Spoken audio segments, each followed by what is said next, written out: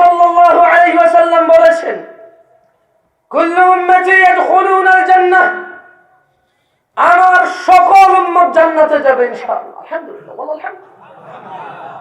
উনি বলেছে কুল্লু উম্মতি ইয়াদখুলুনাল জান্নাহ, আমার সব উম্মত জান্নাতে যাবে। পুরুষ, মহিলা, হিজড়া, সুস্থ, অসুস্থ, ধনী, দরিদ্র, সব জান্নাতে যাবে। ইল্লা আবা, শুধু অস্বীকারী জান্নাতে যাবে না। সাহাবারা সবাই জিজ্ঞেস করলেন, ইয়া রাসূলুল্লাহ, ওয়া মান ইয়াবা ইয়া রাসূলুল্লাহ সাল্লাল্লাহু আলাইহি ওয়াসাল্লাম, হে আল্লাহর রাসূল, কে সে যে আপনাকে নবী বলবে, যে আপনার নবুয়তে আসবে, যার বাপ আপনার উম্মত হবে, যার মা আপনার উম্মত হবে, যার দাদা দাদি তার ছেলে সন্তান আপনার উম্মত হবে, অথচ সে আপনাকে অস্বীকার করবে? তিনি বললেন, মান আতাআনি, যে আমি মুস্তাফার অনুগত্য করে, অনুসরণ করে, দাখালাল জান্নাহ, জান্নাতে প্রবেশ করবে। ওয়া মান আসানি, আর যে আমি মুস্তাফার, যে আমি রাহমাতুল লিল আলামিনের, যে আমি ইমামুল মুরসালিনের ইতাআত করবে না, অনুসরণ করবে না, আমি যা করি তা করবে না, সে আমার অস্বীকারী। আপনি দাড়ি কেটে দেন, ইটস বিকজ সুন্নাহ, মানে এটা সুন্নাহ, তাই? হ্যাঁ, না আর দোষ দিব কি? নামাজ তো পড়েন, ওটা তো ফজর, ফরজ। কি বলবো ভাই আমার, আমি আসলে অতটা সৌভাগ্যবান না, তবে অনেক সৌভাগ্যবান। আমার প্রায় বক্তব্যে মানুষ যদি 5,000 হয়, 85% 30 বছরের নিচের ছেলেপেলেরা আসে যারা আমাকে পছন্দ করে। আল্লাহ তাআলা আমার দ্বারা ওদের উপকৃত করুন, এবং ওরা সবাই উপকৃত হয়ে যত আমল করবে তা থেকে আল্লাহ আমাকে উপকৃত করুন। তবে আমার এই সৌভাগ্যবানের মধ্যে অনেক ডিফিকাল্টিজ আছে। আমার শ্রোতাদের অধিকাংশই অধৈর্য, অধিকাংশই অসহনশীল, অধিকাংশই অমনোযোগী, অধিকাংশই উত্তেজিত, অধিকাংশই ওয়াজ শুনে ওয়াজ মানে না। কিছু করার নেই, ওদের বয়স এখন 30-এর নিচে। ওরা বাপ মানে না, মা মানে না, আমাকে মানবে কি?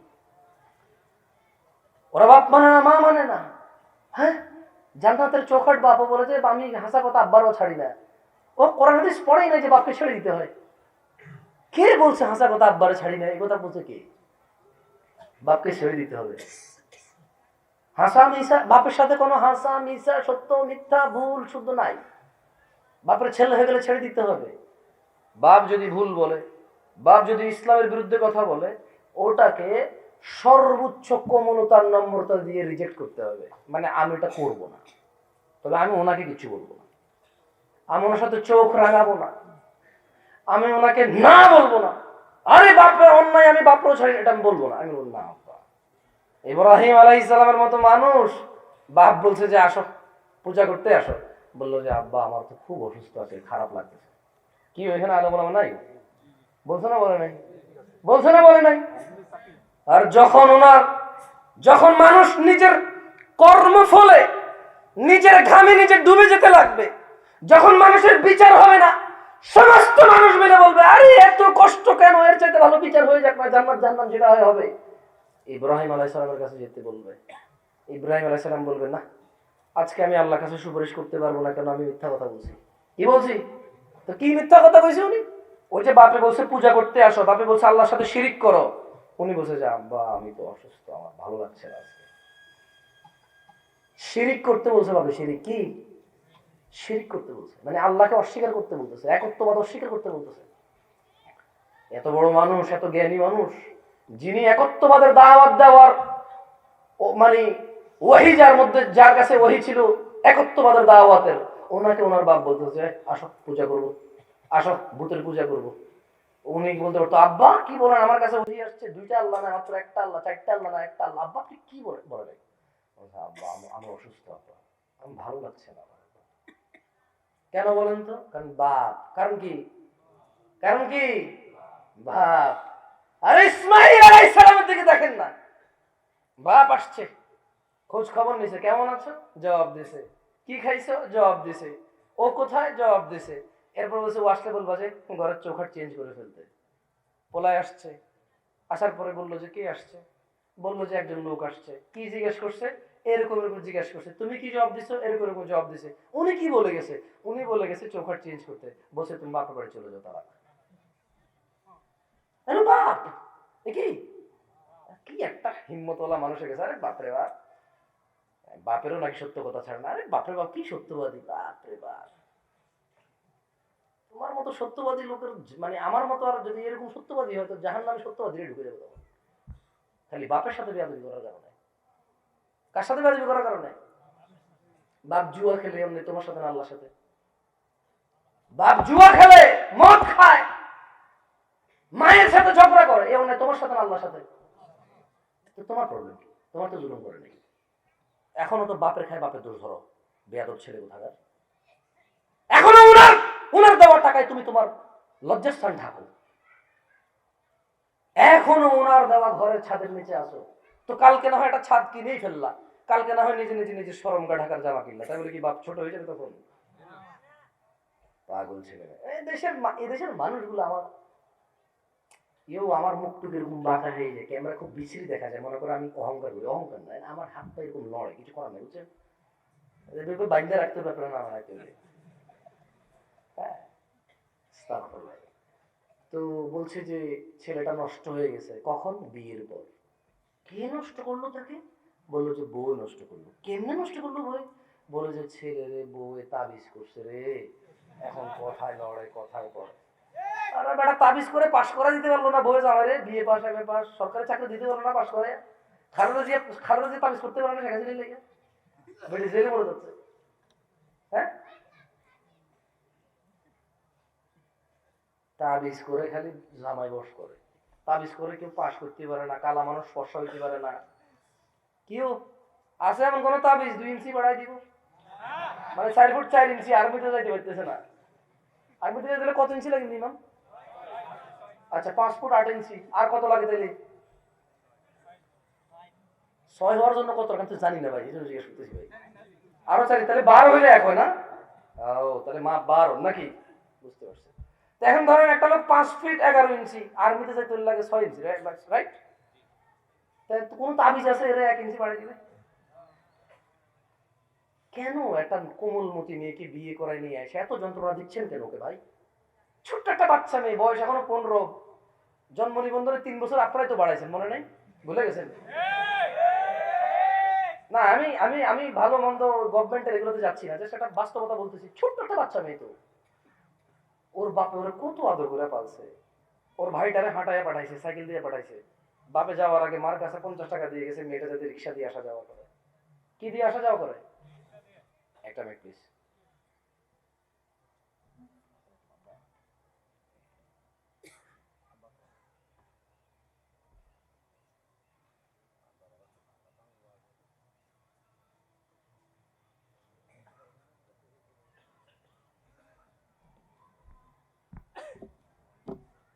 আলহামদুলিল্লাহ। এখন ছোটটা বাচ্চা মেয়ে 15 বছর, আপনি 3 বছর বাড়াই দিয়ে 18 করলেন। ওর বাপ ওকে কত আদর করতো, নিজেরা জামা কাপড় না কিনে বাচ্চাটাকে ঈদের নতুন জামা কিনে কিনে দিত। ছেলের বন্ধুদেরকে কখনো সহ্য করে না, মেয়ের বান্ধবী নিয়ে আসবে, মুরগি জবাই দিয়ে খাওয়াইছে বান্ধবীদেরকে, কি হয় না? এটা হয় না? এত আদরের একটা মেয়েকে আপনি নিয়ে আসছেন, আইনে 6টা মাস হয় নাই, বলতেছেন যে মেয়েটা শয়তান, মেয়েটা ছেলেকে বশ করে ফেলছে। আরে ভাই, ওই আপনার ছেলের বউটা কিন্তু আপনার ছেলেকে বলে সিগারেট খাইও না, আপনার ছেলে এখনো খায়।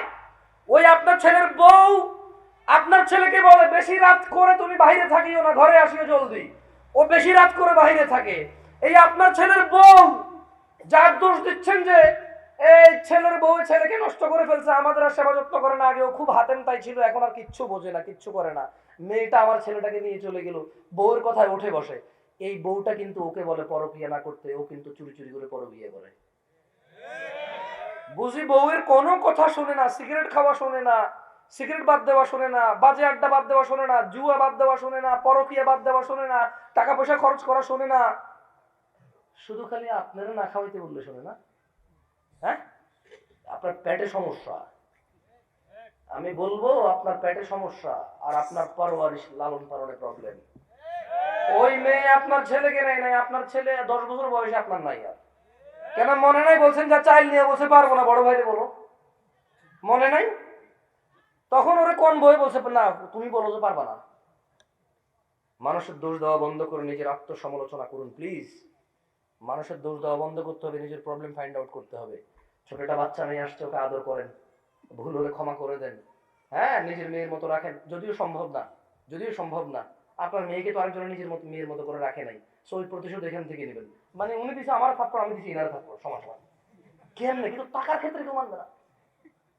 উনি আমার দিচ্ছে টাকা, আমি দিচ্ছি মাইরা, এবার আমার টাকা দিচ্ছে উনি মারে, এবার উনি কিন্তু বলবেন না সমান, বলবে আরে বেটা হে মারলে আমার কি, আমার টাকা দে। খালি এদেশে কি এ আমার একটা থাপ্পড় দিল তো, আমি যদি পারতাম আমি ঘুষাইতাম, রাইট? এখন আমি ওর থেকে ছোড়ো কি ক্ষমতায়, এখন আমি চেষ্টা করছি সব কিছু করার পর শেষ পর্যন্ত যখন পারলাম না, বললাম কি যাক আল্লাহ বিচার করবে, সমস্যা নেই। আচ্ছা, এটা প্রথমবার বলি না, সমস্যা শেষে বলছি, কেমন বিচার আল্লাহই করে, ঠিক আছে। এখন প্রবলেম হচ্ছে কিছুদিন পরে আমি উষ্টা খেয়ে পড়ে কি হয়েছে, নব্বই গিয়েছে, একই কেউ আল্লাহর বিচার আল্লাহ করে, আলহামদুলিল্লাহ। কে রে ভাই, উষ্টা খেয়ে বিচার বললে তোমার বিচার হয়েছে, তার মানে কি? তার মানে দুনিয়াতে উষ্টা খেলে তোমার সাথে জুলুম করলে দুনিয়ার উষ্টা কি তোমার জুলুম মাপ সমান সমান কি কয়? তাহলে আখেরাতে বিচার হবে কিসের? তাহলে আখেরাতে বিচার কিসের? তো আমি বললাম যে এই দেশে একজনের আরেকটা প্রবলেম আছে।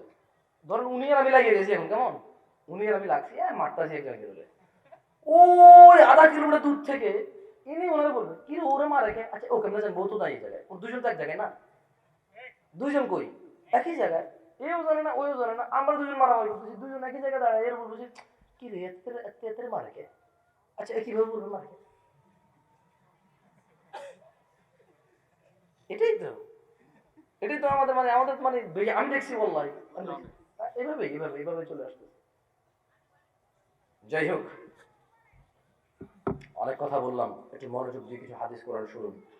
20-25 মিনিট কথা বলবো কোরআন সুন্নাহ থেকে, 5-7টা আয়াত, 2-4টা হাদিস বলবো। দেখেন আপনার ছেলের, আপনার নাতি পুতির এদের কাজে আসে কিনা। যদি এগুলো কাজে না আসে, তাহলে কোনগুলো কাজে আসে ওগুলোর দিকে যাই, এগুলোর দিকে আসিয়েন না। ওয়াজ মাহফিলকে জাস্ট গায়ে হলুদ বানায় রাখিয়েন না। একটা নলেজ সিকিং, একটা নলেজ মানে সোর্স করেন, এটাকে একটা সোর্স যেখান থেকে নলেজ পাওয়া যায়। কেমন ভিন্ন ভিন্ন পাত্র আসে, যে পাত্রে খেতে ভালো লাগে, এটাই, অন্য কিছু না। আল্লাহি দেখেন আপনাদের আর আমাদের ধ্বংস কখন হয়েছে জানেন? আমরা শেষ হয়ে গেছি। এই উজিরপুরে অবশ্যই যোগ্য মায়ের যোগ্য সন্তান আছে। এই উজিরপুরে জামশেদ মজুমদার ওর কাছে পড়তে গেলে আরো অনেক যোগ্যতা অর্জনের পরে টিউশন পড়তে যেতে হবে।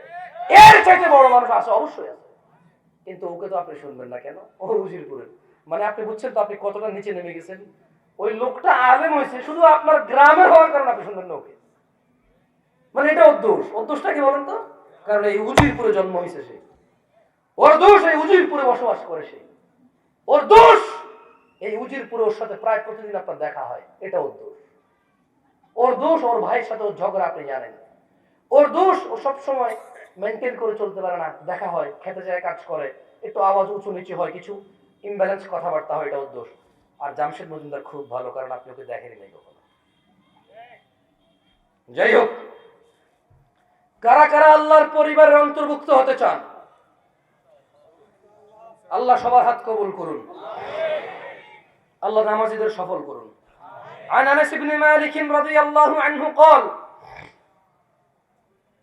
قال رسول الله صلى الله عليه وسلم আল্লাহর রাসূল সাল্লাল্লাহু আলাইহি ওয়াসাল্লাম বলেছেন, ইন্না লিল্লাহি আহলিনা মিনান নাস, নিশ্চয় মানুষের মাঝে আল্লাহর পরিবার রয়েছে।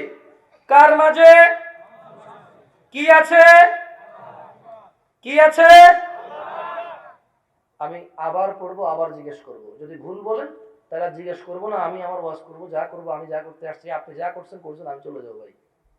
আমার ঠেকা না, আসলে আমার বলা হচ্ছে ঠেকা, আপাতত যেহেতু চলে আসছি বলতে হবে, যেহেতু টুকটাক আল্লাহ বলার সুযোগ দিয়েছে, এটা আল্লাহর নেয়ামত, নাহলে আমার কোনো যোগ্যতা নেই যে দাঁড়াবো কথা বলবো। আল্লাহ যাকে খুশি যাকে দিয়ে কাজ করে। অনেক সময় আল্লাহ এরকম আমার মতো কত জামশেদ মজুমদারকে কবুলও করে না, কিন্তু দেখা যায় চেরাগের মতো করে রাখে, কত মানুষ আলোকিত হয়ে যায় কিন্তু চেরাগটা নিচেই অন্ধকার। মানে আমার মতো কত জামশেদ মজুমদার হাজার মানুষের কাজে আসছে, কিন্তু নিজের ক্ষতি করে, নিজের রিয়া শিরকে নিয়োজিত, জান্নাত চলে গেছে। সো আল্লাহ যাকে দিয়ে যা করাবে, এখানে গর্বের কিচ্ছু নাই, স্পেশালিটির কিচ্ছু নাই, কেমন ডিফারেন্স কিচ্ছু নাই, এটা আল্লাহর ইচ্ছা। আল্লাহ চাইলে এটাকে দিয়ে কথা বলে ফেলবে।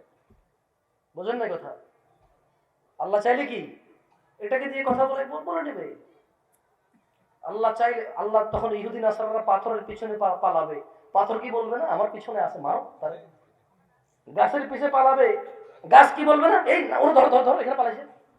আল্লাহর ইচ্ছা, যাকে দিয়ে কথা বলাবে আল্লাহ। এইটা আমি বলতে আসছি। আমি আপনাকে বলবো মনোযোগ দিয়ে শুনেন। আমি জিজ্ঞেস করবো, যদি জবাব আমার বুঝে এসেছে না আপনারা মনোযোগী না, আমি আর জিজ্ঞেস করবো না। আনাস ইবনে মালিক রাদিয়াল্লাহু আনহু থেকে বর্ণিত, তিনি বলেন আল্লাহর নবী সাল্লাল্লাহু আলাইহি সাল্লাম বলছে, মানুষের মাঝে আল্লাহর পরিবার রয়েছে। কার মাঝে? কার পরিবার? তো সাহাবারা সবাই জিজ্ঞেস করলেন, ইয়া রাসূলুল্লাহ সাল্লাল্লাহু আলাইহি সাল্লাম, তারা কারা? কে জিজ্ঞেস করলেন? হাদিস বর্ণিত কার থেকে? তাইয়্যিব, মাশাআল্লাহ, ভালো, মনোযোগ দিয়ে শুনুন কেমন। তো আল্লাহ নবী সাল্লাল্লাহু আলাইহি সাল্লাম বললেন যে, হুম আহলুল কোরআন আহলুল্লাহ ওয়া খাসাতুহু। এই জমিনের বুকে আল্লাহর পরিবার রয়েছে মানুষের মাঝে। এই কথা শুনে সাহাবারা সবাই, সব সাহাবারা জিজ্ঞেস করলেন, ইয়া রাসূলুল্লাহ, কারা তারা? মানে যারা আল্লাহর পরিবার। নিশ্চয় যদি আল্লাহর পরিবার হয় তাহলে তো ওকে জাহান্নামে প্রশ্নই আসে না। জাহান্নামে কি আসে না? কেউ কি তার পরিবারকে ছেড়ে দেয়? কেউ কি তার পরিবারকে কষ্ট দেয়? সবাই জিজ্ঞেস করলো, ইয়া রাসূলুল্লাহ মান হুম, এরা কারা? আল্লাহ নবী সাল্লাল্লাহু আলাইহি সাল্লাম বললেন যে, তারা হলো যারা কোরআন ও সুন্নাহ পাঠ করে এবং সে অনুযায়ী জীবন গড়ে, তারা হচ্ছে আল্লাহর পরিবার এবং আল্লাহর স্পেশাল বিশেষ ভাজন। আল্লাহর পরিবারকে 7-8 রকমের জবাব চলে আসতেছে।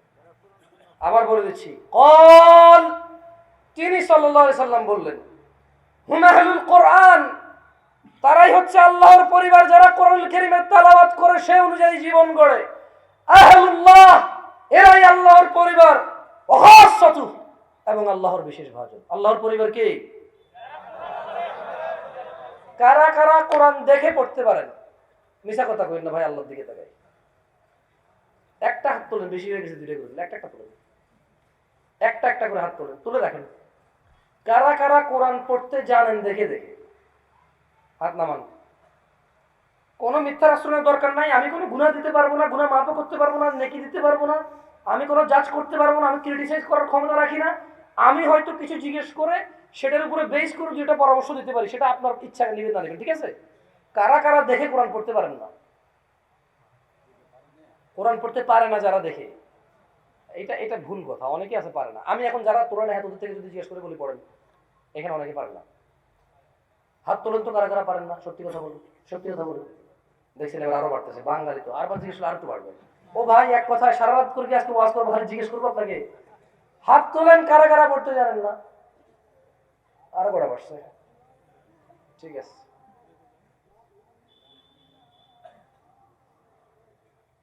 ওয়াজ কোথায় চলে? ও আচ্ছা আচ্ছা, মাশাআল্লাহ, সুন্দর গজল গাচ্ছে। লা ইলাহা ইল্লাল্লাহ। দেখেন ভাই, আল্লাহর পরিবার হইতে হইলে কোরআন পাঠ করে সে অনুযায়ী জীবন গড়তে হবে, রাইট? তো আমরা যদি কোরআনই পড়তে না জানি, তাহলে এটা পাঠ করব কিভাবে আর এভাবে জীবন গড়বো কিভাবে?